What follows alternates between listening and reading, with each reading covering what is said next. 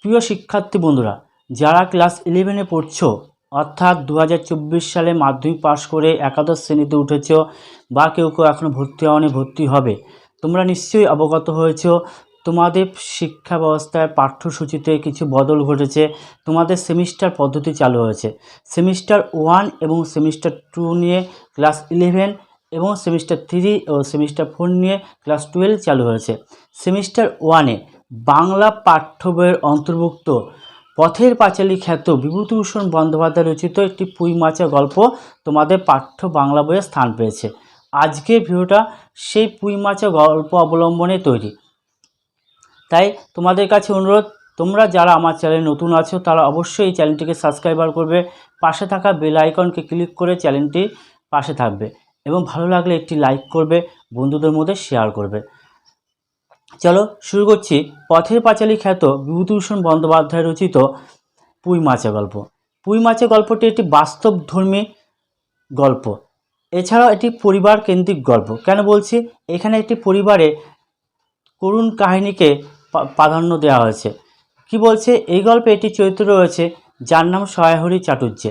এই সহায়হরি চাটুর্যে হত দরিদ্র, অর্থাৎ আর্থিক অবস্থা থেকে ভীষণভাবে সে পিছিয়ে আছে বা পিছিয়ে পড়েছে, যাকে বলা হয় নুন আনতে পান্তা ফুরায় অবস্থা। এই সহায়হরি, সেই সহায়হরি পরিবারে কি আছে? তার স্ত্রী অন্নপূর্ণা এবং 3 কন্যা, খেন্তি, পুটি আর রাধি, এই 3 কন্যা। কিন্তু খেন্তি বিবাহযোগ্য কন্যা, তার বয়স 15 ছুঁই ছুঁই। কিন্তু তার পিতাকে অর্থাৎ সহায়হরিকে যদি কেউ খেন্তির বয়স জিজ্ঞাসা করে, সে কমিয়ে 13 বলে। এখানে সহায়হরির চরিত্রটি এটি বাউন্ডুলি টাইপের চরিত্র। সে সারাদিন ঘুরে বেড়ায়, সংসারের প্রতি তার কোনো ধারণা নেই, অর্থাৎ সংসারের প্রতি তার কোনো মন নেই। সে সারাদিন উদাসীন থাকে, এপাড়া ওপাড়া ঘুরে ঘুরে বেড়ায়, রস পেরে আনে, এই মাছ ধরে, এই তো হচ্ছে সহায়হরির কাজ। কিন্তু তার সংসারে নিত্য অভাব রয়েছে, তার মেয়েটি বিবাহযোগ্য রয়েছে, সে বিষয়ে তার কোনো ভুলক্ষেপ নেই। সে সারাদিন বাউন্ডুলি পানা করে বেড়ায়। এই নিয়ে তার স্ত্রী অন্নপূর্ণার সাথে তার নিত্য কলহ লেগে আছে। তার মধ্যে বড় মেয়ে খেন্তি বিবাহযোগ্য হয়েছে, তাকে বিয়ে দিতে হবে। তা নিয়ে নানা পাড়াপড়শি লোকজন নানা কথা বলছে যে তাদের একঘরে করে দেওয়ারও একটা আলোচনা পাড়ায় চলছে। এই বিষয়টি বারবার অন্নপূর্ণা তার স্বামী সহায়হরিকে বোঝাতে থাকে, কিন্তু স্বামী সহায়হরি অন্নপূর্ণার কোনো কথাই কর্ণপাত করে না, সে খুবই উদাসীন থাকে। হঠাৎই এর মধ্যে পাড়ায় এক মাতব্বর কালীময় বাবু এক দূর প্রান্তে কোনো একটি ছেলের সাথে তার বিবাহ ঠিক করে এবং শ্রীমন্ত মজুমদারের ছেলের সাথে তার বিবাহ ঠিক করে, অর্থাৎ খেন্তির বিবাহ ঠিক করে। বিবাহ ঠিক হওয়ার আশীর্বাদ পর্যন্ত হয়ে যায়। তারপরে সহায়হরি জানতে পারে তার মেয়ের যার সাথে বিবাহ ঠিক হয়েছে সে একটা চরিত্রহীন, অর্থাৎ কোনো এক মহিলার সাথে তার সম্পর্ক আছে, সেখানে সে ধরা পড়েছে বা মার খেয়ে শয্যাগত আছে। এই হচ্ছে তার জন্য সহায়হরি কী করে, বাধ্য হয়ে মেয়ের বিবাহ ভেঙে দেয়। তা নিয়ে আবার পাড়ায় চণ্ডীমণ্ডপে সহায়হরির ডাক পড়ে, কেন মেয়ের আশীর্বাদ হয়ে যাওয়ার পরও তার বিবাহ ভেঙে দেওয়া হয়েছে। এই নিয়ে পাড়ায় ডাক পড়ে এবং সেখানে তাকে ভর্ৎসিত করা হয়। সে বিষয়ে তার কোনো কর্ণপাত নেই। এই নিয়ে যে অন্নপূর্ণার তার স্বামীকে জিজ্ঞাসা করে, সহায়হরিকে জিজ্ঞাসা করে যে মেয়ের বিবাহ ব্যবস্থা কী করলে, কিন্তু সে বিষয়ে কোনো তার কর্ণপাত থাকে না। এর মধ্যে হঠাৎ কি দেখা যায়, যাকে নিয়ে এত তর্ক বিতর্ক বা এত কাহিনী রচিত হচ্ছে তার বিষয়ে বিন্দু চিন্তা নেই। সে কে? খেন্তির তার বিষয়ে কোনো চিন্তা নেই, যে খেন্তির বিবাহ নিয়ে যে এত পিতা মাতার সাথে এত কলহ, তার বিন্দুমাত্র ভুলক্ষেপ নেই। খেন্তি কী করে, তার 2 বোনকে নিয়ে সাথে করে নিয়ে এসে পাড়ায় রায় কাকুর দেওয়া পুঁই শাক আর গয়া বুড়ির কাছ থেকে কিছু চিংড়ি মাছ জোগাড় করে আনে। এই দেখে তার মা আরও রেগে যায়। কেন? যে যাকে নিয়ে এত সমস্যা, সে দিব্যি ঘুরে বেড়াচ্ছে, বাউন্ডুলি পানা করে বেড়াচ্ছে, তার কোনো চিন্তা নেই, ধ্যান নেই, সে কোথা থেকে পুঁই শাক জোগাড় করে আর চিংড়ি মাছ জোগাড় করে নিয়ে এসছে। তার মা তার বোনকে বলে দূরে ওগুলি ফেলে দিয়ে আসতে, অর্থাৎ রাধিকে বলে, যা রাধি ওই পুঁইগুলি ফেলে দিয়ে আয়। রাধি কী করে, সেগুলি পিছনে কলপাড়ে রেখে আসে, ফেলে দিয়ে আসে।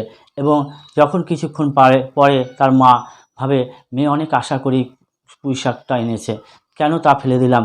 তারপর সে খিড়কির দরজা অর্থাৎ বাইরে পিছনের দিকে দরজা খুলে তার মা সেগুলি নিয়ে আসে, অন্নপূর্ণা সেগুলি নিয়ে আসে এবং তার জন্য পুঁই শাক চিংড়ি মাছ দিয়ে রান্না করে দেয়। খেন্তি খেতে বসে দেখে তার প্রিয় পুঁই শাক রান্না হয়েছে, সে খুব আনন্দিত হয় এবং মন ভরে সেগুলি খায়। কিন্তু তার কিছুদিন পরেই আবার দেখা যায় তার পিতাও সেই উদাসীনতা থাকে। সে পিতা কী করে, ষোড়শের একটি ওজনে একটি মেটে আলু জোগাড় করে নিয়ে আসে। তা দেখে অন্নপূর্ণা আরও রেগে যায় যে একটি বিবাহযোগ্য মেয়ের বিবাহ সন্ধান না করে তার পিতা কীভাবে বাউন্ডুলে পানার মতো ঘুরে বেড়াচ্ছে, সাথে মেয়েকেও নিয়ে গেছে একটি মেটে আলু সংগ্রহ করে নিতে। এ নিয়ে যেন আরও তাদের মধ্যে বিরহ বাধে। কিন্তু তার কিছু দিন পর যখন প্রচণ্ড ঠান্ডা পড়ে গেছে তখন দেখা যায় যে খেন্তি ছোটো পুঁই গাছের যে বীজ তা পাঁচিল ঘেঁষে লাগিয়ে দিচ্ছে। তার মা যখন জিজ্ঞাসা করে যে অসময়ে এগুলি কেন লাগাচ্ছে, বাড়বে কিনা, তখন বলছে সে একটু জল দিলে একটু যত্ন করলে নিশ্চয়ই বাড়বে। তারপরে পৌষ সংক্রান্তি আসে, মা পিঠে পুলির ব্যবস্থা করে, তার সাথে সাহায্য করে তার দুই বোন, মার সাথে সাহায্য করে খেন্তি এবং তার দুই বোন।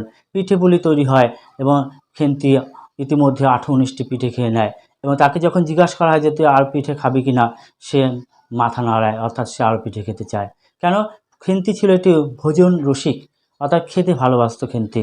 তাই জন্য রায় কাকুর দেয়া পুঁই শাক সে নিয়ে এসেছে, গয়াবুড়ির কাছ থেকে চিংড়ি মাছ নিয়ে এসেছে। এখানে প্রশ্ন হবে যে কার কাছ থেকে চিংড়ি মাছ আনা হয়েছিল, পুঁই শাকটি কার কাছ থেকে জোগাড় করা হয়েছিল। শর্ট কোশ্চেন হবে এখান থেকে, MCQ টাইপের প্রশ্ন হবে। তোমরা অবশ্যই উত্তর লিখতে পারবে। গয়াবুড়ির কাছ থেকে চিংড়ি মাছ আনা হয়েছে, রায় কাকার কাছ থেকে সে পুঁই শাক সংগ্রহ করেছিল। তাই কি বললাম, সে 18-19টি খেয়ে নিয়েছে, কেন সে ছিল ভোজন রসিক, সে খেতে ভালোবাসত। তার কিছুদিন পরে আসে বৈশাখ মাস। বৈশাখ মাসে তারই এক আত্মীয়, অর্থাৎ খেন্তিদের এক আত্মীয়, দুঃসম্পর্ক আত্মীয় খেন্তি বিবাহ সম্বন্ধ করে। কার সাথে, 40 বছরের বয়সী কোনো একটি পাত্রের সাথে, যার আগে একবার বিয়ে হয়েছিল। সেই একবার বিয়ে হয়েছিল সেই ছেলের সাথে খেন্তি বিবাহ ঠিক হয়। কিন্তু তার যথারীতি সেই বিয়ে সম্পন্ন হয় এবং খেন্তির মা মেয়েকে শ্বশুরবাড়ি পাঠাতে মন ভেঙে যায়। কেন, খেন্তি যেইখানে যত আদরে যত্নে ছিল সেটি শ্বশুরবাড়িতে কী হবে কী হবে না তা নিয়ে কিন্তু নিরুপায় খেন্তিকে শ্বশুরবাড়িতে পাঠাতে বাধ্য হয়। খেন্তি শ্বশুরবাড়িতে যায়, সেখানে দেখা যায় এক নিদারুণ বেদারক এক চিত্র। পণের মাত্র 250 টাকা বাকি থাকায় খেন্তির উপর শ্বশুরবাড়িতে নির্মম অত্যাচার চালানো হয়। তাকে বারংবার খেন্তি বলা সত্ত্বেও তাকে বাপের বাড়িতে পাঠানো হয় না এবং দেহের থেকে যত গয়না ছিল সব খুলে নেওয়া হয়। ফাল্গুন মাসের শেষের দিকে দেখা যায় খেন্তি বসন্ত রোগে আক্রান্ত হয়েছে। তখন খেন্তি কী করে, যে দুঃসম্পর্কে কোনো এক বোনের বাড়িতে রেখে আসে, সেখানেই খেন্তির মৃত্যু হয়। এই হৃদয় বেদরক ঘটনাকে ভুলে খেন্তির মা আবার ফের পৌষ সংক্রান্তিতে যখন পিঠে বানাতে যাচ্ছে, তখন দেখা যায় যে সেই পুঁই গাছগুলো যে বীজগুলি খেন্তি লাগিয়ে গেছিলো সেগুলি বেশ সতেজ হয়েছে, সবুজ হয়েছে। তার মা ভাবতে থাকে যে আজকে যদি খেন্তি জীবিত থাকতো, সেই পুঁই গাছের মতোই সে সতেজ সজীবতায় জীবনযাপন করতে পারত। অর্থাৎ পুঁই গাছ যেমন একটা মাচার উপরে তৈরি হয়, গ্রাম বাংলায় দেখা যায় পুঁই গাছ মাচার উপরে সযত্নে সে থাকে পুঁই গাছ। তাই বিভূতিভূষণ বন্দ্যোপাধ্যায় এইখানে খেন্তির চরিত্রটিকে পুঁই গাছের সাথে উল্লেখ করেছে। বলছে কেন, খেন্তি যদি বাপের বাড়িতে থাকতো, যেমন সংসার অভাব থাকুক কিন্তু সযত্নে থাকতো, তার উপর অযত্ন হতো না, তাই সেই পুঁই গাছের সাথে তুলনা করে গল্পের নামকরণ করেছে পুঁই মাছা।